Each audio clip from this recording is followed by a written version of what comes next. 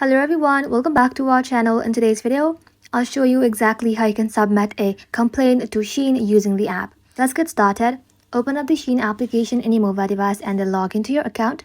Once logged in, simply tap on the Me icon right over here. Inside here, simply tap on Customer Service. Simply tap on Customer Service again.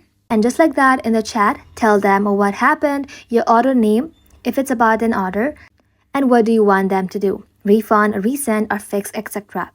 After you've done that, simply tap on Done and then tap on the Send button. And in the chat, after you send it, you'll be asked to submit a ticket. Tap on Submit a ticket, choose your issue, and then inside here, describe your questions, and you can even upload your proof, including item, packaging, or screenshot, etc. That's it. After you've done that, tap on Submit, and then that is simply how you can submit a complaint to Shein and get help from the real support team. Thank you all for watching. If this video was helpful, leave a like and sub, and I'll see you in the next one.